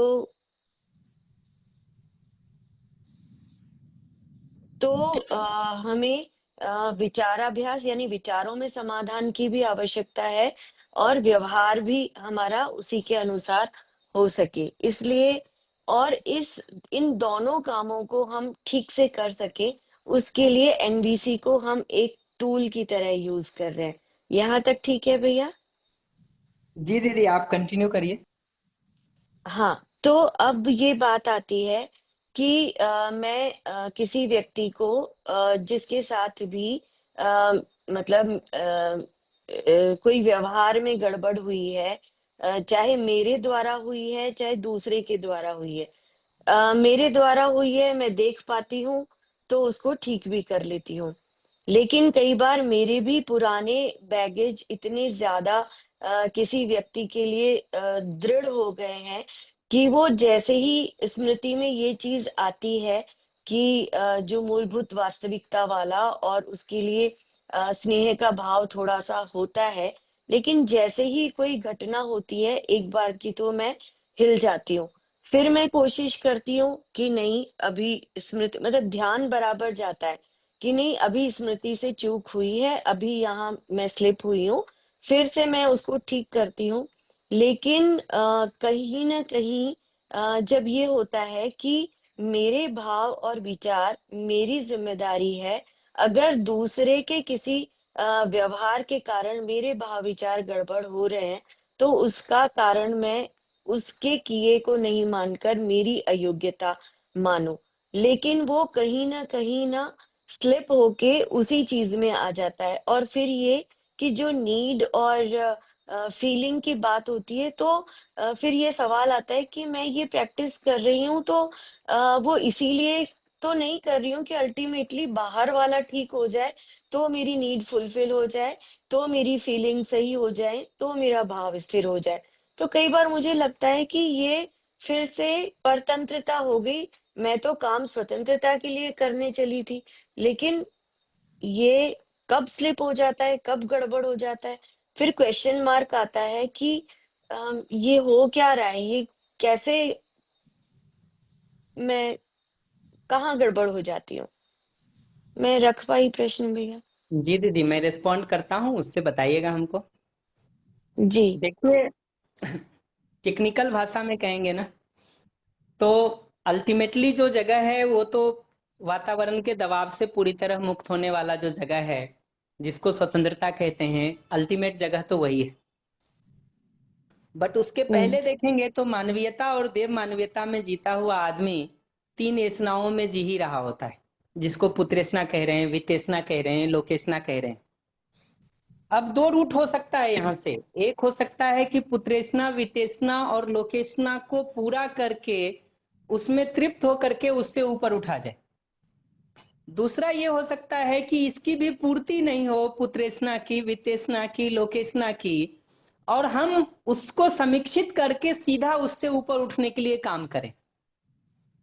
जिसका मतलब है कि पुत्र में, वित्त में, यश में, जनबल में, धनबल में, यश बल में हमारे पास कुछ नहीं है और या बहुत थोड़ा है, न्यून है, और हम वहीं से समीक्षित कर ले रहे हैं कि तृप्ति के लिए इसकी भी कोई जरूरत नहीं है, इससे ऊपर उठा जा सकता है।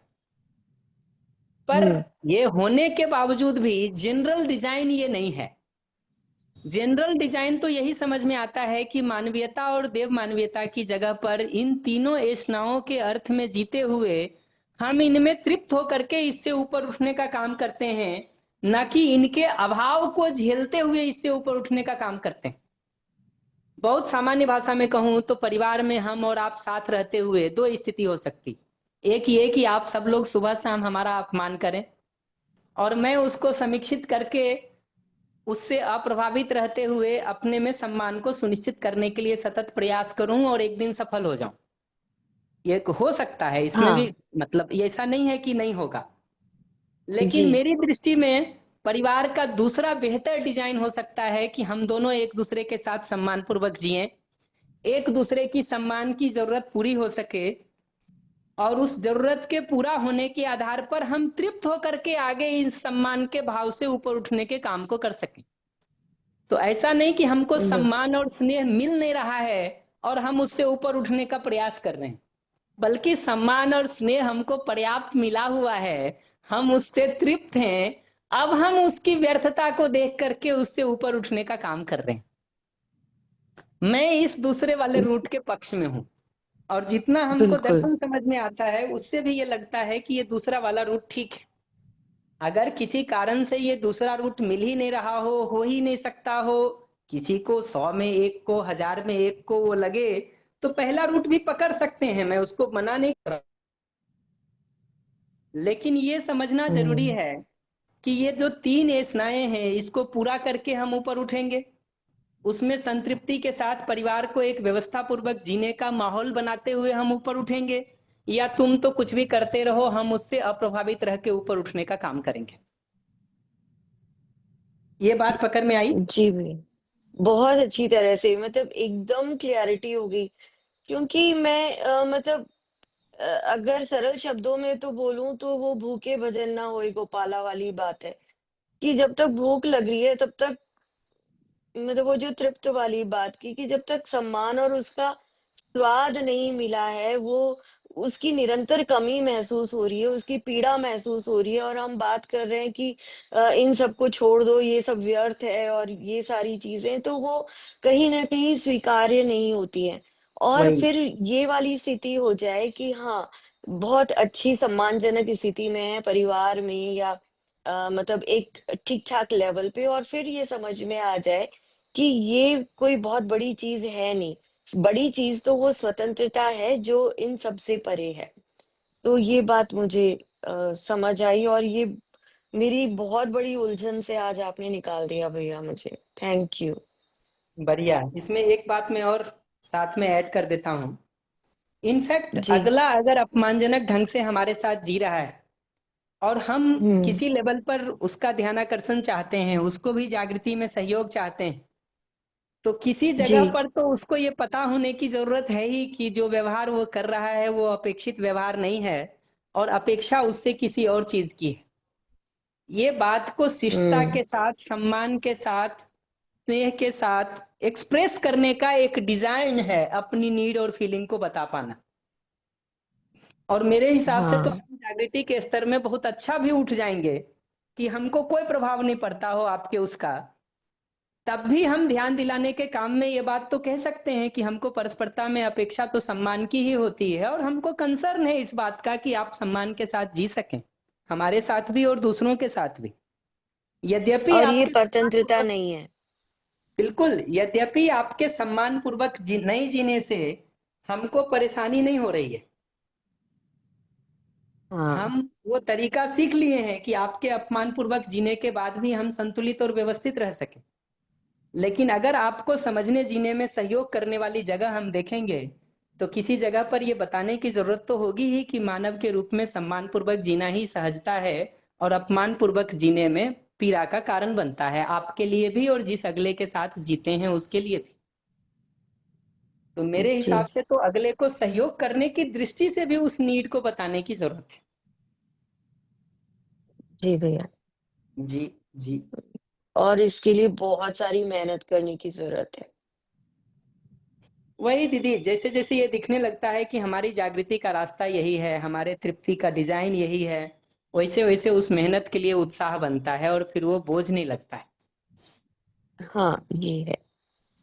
बिल्कुल। जी जी।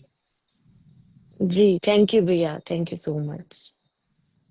जी भैया, रेणुका शर्मा जी का हैंड रेज है, आपको माइक दिया है दीदी, आप बता सकते हैं।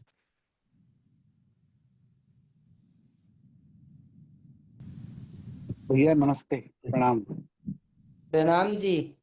संजय बोलो भैया। हाँ, अरे आवाज पहचानता हूँ मैं। बहुत बढ़िया भैया। वो जो आपने एक बात की ना कि जो रिएक्शन और रिस्पांस के बीच में जो हम पहले रिएक्शन जल्दी आता है, मतलब निर्णय पहले कर ले, निर्णय बाद में करते हैं, संवाद बाद में करते हैं, निर्णय पहले आ जाता है। ये बहुत शार्प होता है भैया। वो जो रिएक्शन हम करते हैं ना, एक हमें पता भी नहीं लगता कि हमने बोल दिया और सामने वाले तक वो बात पहुंच गई। और जो पहुंचने के बाद फिर हम उसको कितना भी उस पर थप्पियां लगाते रहे, उसको सुलझाते रहे, फिर वो बड़ा मुश्किल हो जाता है कभी कभी संभालना। ये बहुत सूक्ष्म अभ्यास वाली बात है भैया। ये बहुत बहुत अभ्यास के साथ समझ में आई। ये जो फर्क है ना, ये है तो बहुत छोटा सा, लेकिन उसी पल अगर समझ में आ जाए किसी भी परिस्थिति में कि मैं इसके सॉल्यूशन के साथ नहीं हूँ या मैं यहाँ घिर गया हूँ, तो अपने मेरे विचार मुझे देखते रहे, मेरी स्थिति का मैं सही सही आकलन करता रहूँ, मैं कहाँ कुछ समझ पा रहा हूँ या नहीं समझ पा रहा हूँ, यहाँ कुछ कहना सही है या नहीं सही है। ये बात बहुत बढ़िया कही भैया, जो मेरे को आज समझ में आई ना। बहुत बढ़िया बात है ये जो हम निर्णय पहले करते हैं और संवाद की बात नहीं रखते, तो मैं बता नहीं सकता ये कितनी अच्छी बात है भैया। बहुत बढ़िया बात है। जी जी। धन्यवाद भैया, बहुत बढ़िया।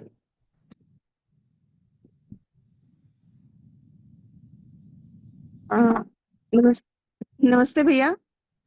नमस्ते हेलो। नमस्ते। हाँ भैया, इसमें मैं एक चीज ये समझी कि अगर मैं अपनी नीड बता रही हूँ तो मैं पहले निर्णय ले लेती हूँ, उसके बाद मैं नीड बता रही हूँ और मैं उसी की वजह से परेशान हो रही हूँ।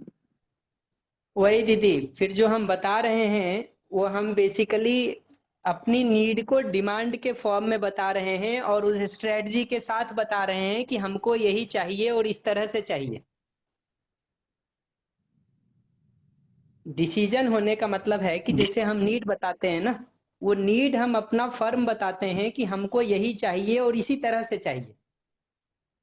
उसमें हम अगले को स्ट्रेटजी सोचने का भी जगह नहीं रहने देते हैं। यहाँ से प्रॉब्लम होती है। जैसे हमको भूख लगी है, ये नीड तो ठीक है, रोटी ही खाना है और रोटी भी इसी साइज की खानी है और इतने बजे ही खानी है, इसी तरह से खानी है, ये जो सारा हम डिस्कशन के पहले फिक्स कर देते हैं, यहाँ से प्रॉब्लम शुरू होता है।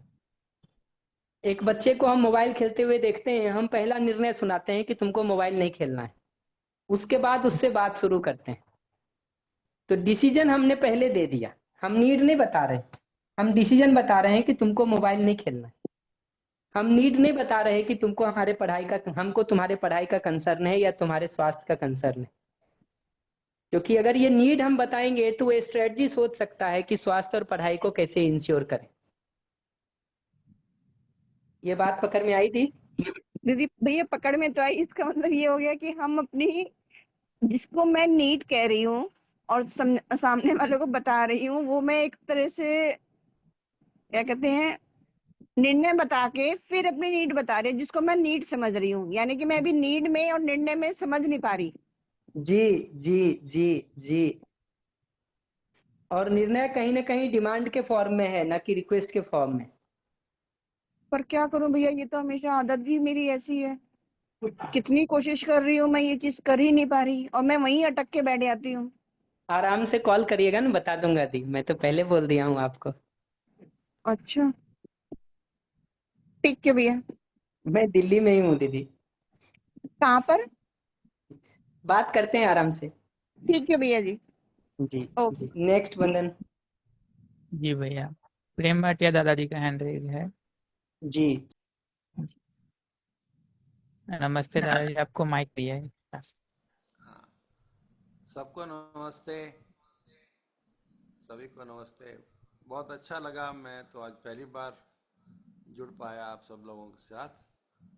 और विशेष रूप से मैंने शशि दीदी को बोला था कि आप आना दिल्ली शिविर में, आज हो सके तो, और उन्होंने रिजर्वेशन भी करवा लिया था, रजिस्ट्रेशन करवा लिया था, उसके बाद फिर नहीं आ पाए। और शशि जी, आपकी आवाज काफी आपको स्लो बहुत आ हम रही मैं है मिस कर रहा था, क्योंकि जब दादाजी। आप अपनी प्रॉब्लम और दूसरा सुनील जी के लिए भी मैं कहना चाहता हूँ, जो उनको गजब गजब लगता है ना वाकई वो गजब ही बोल रहे होते हैं। तो श्याम भाई तो गजब करते ही हैं, इसमें कोई शक नहीं, लेकिन जब वो दिल से बोलते हैं ना सुनील जी गजब है, क्या बात है, क्या कर दिया आपने, तो और अच्छा लगता है। गजब को गजब कहने वाला भी गजब होता है, ऐसा मैं सोचता हूँ। तो खूब खूब बधाइयाँ आप सबको, खूब सारी शुभकामनाएं, बहुत अच्छा लगा। और मैं जब भी मौका मिला मैं ज़रूर से हाजिर होता रहूँगा, और आप सबके प्रश्न उत्तर और श्याम भाई जी के जो उनका जो बताना है, समझाना है, कितना सरल है, कितना अच्छा है, कितना सीधा साधा है। जितने वो सीधे साधे हैं, जितने लगते हैं उतने सीधे हैं नहीं। तो काफ़ी माइन्यूटली देखते हैं, चीज़ों को बताते हैं, और वो खूब आर पार हो जाती है बात। बहुत अच्छा, खूब खूब शुभकामनाएं आप सबको। धन्यवाद धन्यवाद।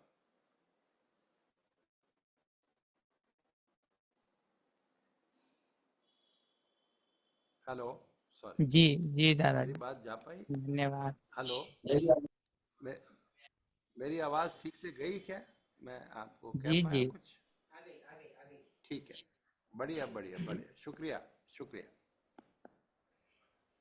धन्यवाद, नमस्ते।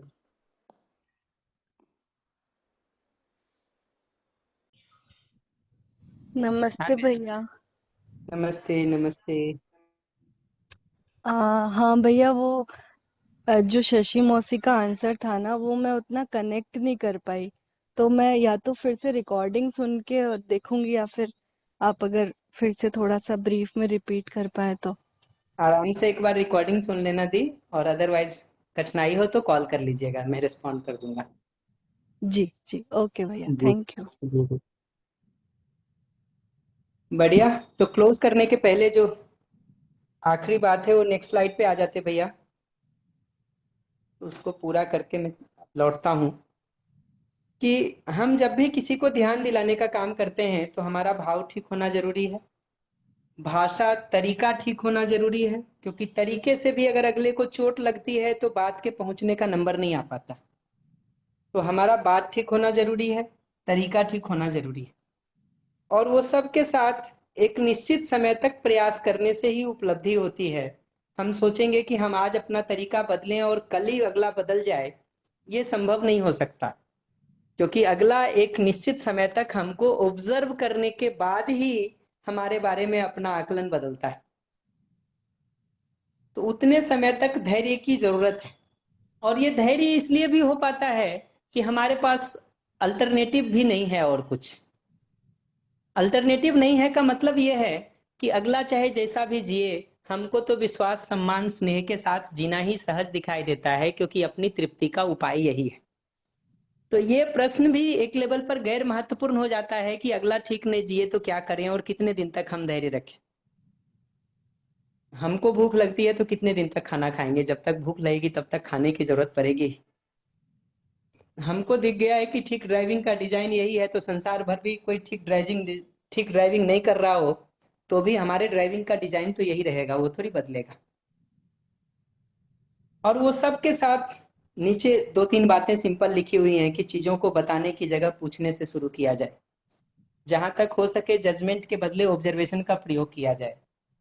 जजमेंट अगर करना भी हो किसी जगह पर तो तुम ऐसा हो की जगह मुझे ऐसा लगता है से उसको शुरू किया जाए। और मैं पिछले बार भी इस बात को ध्यान दिलाया था कि मुझे ऐसा लगता है, मैं ये संभावना खुला है कि मेरे देखने के नजरिए में भी दोष हो सकता है। तुम ऐसे हो जब हम कहते हैं तो इसका मतलब दृश्य में दोष है, मेरी दृष्टि तो परफेक्ट है। पर मुझे ऐसा लगता है कि साथ जब हम कह रहे हैं तो अब अगला इस बात को भी रिस्पॉन्ड कर सकता है कि मेरे देखने के नजरिए में भी दोष हो सकता है।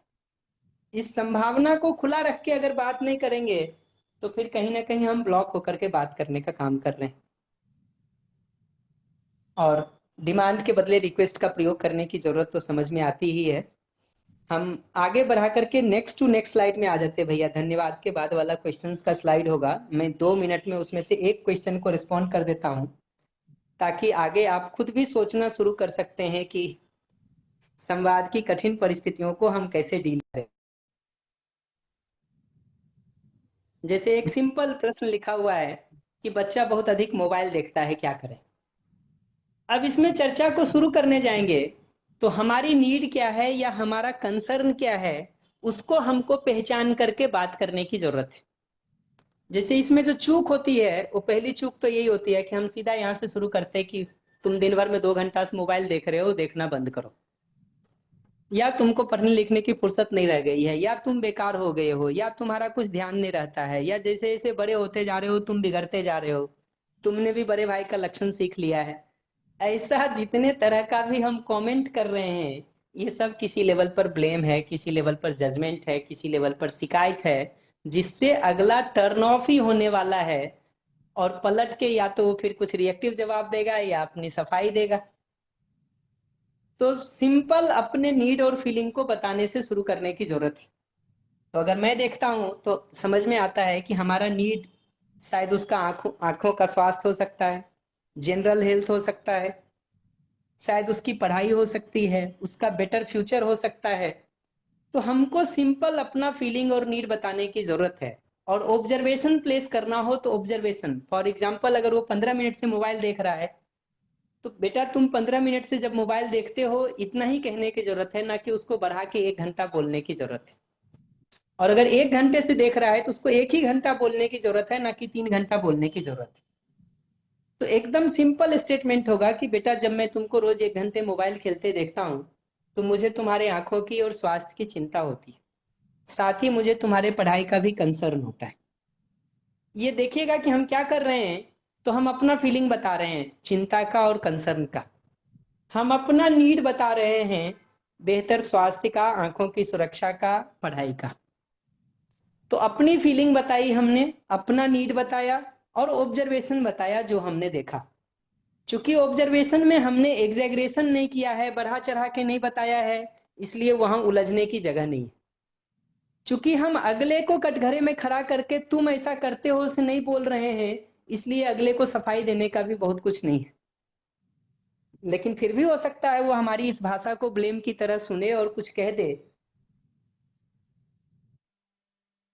वैसे सिचुएशन में भी हमको फिल्टर करके उसका फीलिंग और नीड सुनने का जरूरत है हर स्टेटमेंट में। और किसी एक लेवल पर अगर वो ये बात को कहता है कि आप भी ठीक नहीं करते हो, तो वहां भी फिल्टर करके उसका फीलिंग और उसका नीड सुनने का जरूरत है, और आर्टिकुलेट करके बताने की जरूरत है कि बेटा यही तुम्हारी नीड है ना। और फिर सिंपल प्रश्न पोज करने की जरूरत है, उत्तर देने के बदले सिंपल प्रश्न पोज करने की जरूरत है कि तुम्हारा ये नीड और हमारा नीड, ये दोनों कैसे पूरा हो सकता है। कि मेरी जो नीड है तुम्हारे पढ़ाई की, तुम्हारे आंखों की, तुम्हारे स्वास्थ्य की, और तुम्हारी भी जो नीड है वो शायद मनोरंजन की नीड हो सकती है, या वो अगर हमारे ऊपर ब्लेम करता है तो कहीं ना कहीं हमारे स्वास्थ्य की नीड हो सकती है। ये सबको पहचान करके कैसे पूरा हो सकता है, ये प्रश्न अगले से पूछने की जरूरत है। Let him think. उसके 2 बेनिफिट होंगे। अगर वो कुछ बेहतर उत्तर के साथ आ जाता है, तो बहुत संभावना है कि जो उत्तर से आप उसको कन्विंस करना चाह रहे हो, वो उत्तर वो खुद ही लेके आ जाए। हो सकता है उससे कुछ बेहतर उत्तर लेके भी आ जाए। पर ये दोनों भी नहीं होगा, तो कम से कम तीसरी संभावना होगी कि उत्तर उसके पास नहीं है, ये बात उसको दिखना शुरू होगा। और ये बात दिखना जगह बनाता है अगले में किसी दूसरे के उत्तर को सुनने का। जब हमको ये दिखना शुरू होता है कि इन प्रश्नों का उत्तर नहीं है हमारे पास, तो फिर हम दूसरे को सुनने के लिए खुले होते हैं, तैयार होते हैं, तत्पर होते हैं। तो बहुत सारा इसमें लिस्ट बना हुआ है, आप इनमें से जो प्रश्न कहेंगे उसको हम अगली बार रिस्पॉन्ड कर देंगे। आपका अपना कोई प्रश्न हो तो उसको भी हम रिस्पॉन्ड कर सकते। और मैं तो कहूंगा कि थियोरिटिकली इन सब पर ट्राई करने के बदले बेहतर आइडिया तो यह है कि जो प्रैक्टिकली रियल लाइफ में हम हैंडल कर रहे हैं या फेस कर रहे हैं, हमको उन प्रॉब्लम्स को सॉर्ट आउट करने से सोचने की जरूरत है, बजाय थियोरिटिकली सॉल्व करने की। तो मैं तो चाहूंगा कि अगली बार इससे मिलते जुलते जो भी आपके प्रश्न हो उस पर हम ज्यादा ठीक से चर्चा कर सकें तो बेहतर होगा। ये स्लाइड्स तो शेयर हो ही जाएंगी आपके साथ, पर इसमें से भी किसी प्रश्न पर करना हो तो हम नेक्स्ट टाइम बात कर देंगे। और मैं तो चाहूंगा कि इसमें जिस पर भी बात करनी हो उस पर आप अपने पक्ष या प्रश्न को ठीक से रख पाएंगे तो ज्यादा सटीकता से उस पर चर्चा हो सकती है। मेरी तरफ से बात पूरी हो गई है वंदन, अगर कुछ अर्जेंट हो तो रिस्पॉन्ड कर देंगे, अन्यथा नेक्स्ट टाइम करते हैं। जी भैया। कृष्ण लिखा हुआ है, शायद कृष्ण गोपाल अंकल जी हैं, हैंड रेज है उनका। अ, नमस्ते श्याम भैया, नमस्ते सभी को। तो ये नमस्ते समय हो नमस्ते। मैं तो प्रश्न अगले सेशन में भी पूछ सकता हूँ, इसका कोई अर्जेंट नहीं है। और ये रख देता हूँ मैं। ठीक है जी, अ, प्रश्न रख दीजिए, बात अगली बार कर लेंगे। जी भैया, अभी जब आप बात रख रहे थे तो उसमें सम्मान और स्नेह की बात को रखते हुए आपने ये कहा था कि सम्मान और जो स्नेह है उसकी व्यर्थता दिख जाए। ये इसका आशय समझ में नहीं आया था कि इससे क्या आशय था। उसका आशय इतना ही है कि दूसरों से सम्मान और स्नेह पर्याप्त पा लेने के बाद भी ये समझ में आता है कि ये अपने में निरंतर आनंद का आधार नहीं है। ओके, दूसरे में मैं इस बात को कनेक्ट नहीं कर पाया। दूसरे से सम्मान और स्नेह पर्याप्त मिल जाने के बाद भी ये बात दिखाई देता है कि ये अपने में निरंतर तृप्ति का आनंद का आधार नहीं है। हाँ, वो तो ठीक है, वो तो कनेक्ट हो रहा है। मुझे लगा आप इसी को वहां पर वो दूसरे वाला वर्ड नहीं आया तो सम्मान और स्नेह की व्यर्थता दिख जाए, तो वो थोड़ा सा कनेक्ट नहीं। जी जी, ये तीनों ऐसनाएं देखिएगा, जो धनबल जनबल यशबल है, ये तो कहीं ना कहीं बाहर से ही मिलने की बात है। जी जी जी, ठीक है भैया, ठीक। बढ़िया। अनम्यूट कर सकते बंधन सभी को, फिर पूरा कर लेते। हाँ भैया, एक वो सूचना है जो छोटे ग्रुप वाली है जो हम बना रहे हैं, उस पर भी कुछ बात आपको रखनी हो तो रख सकते हैं। जी, समय हो गया है, इसलिए मैं 1 मिनट में सिर्फ बात को रख देता हाँ हूँ।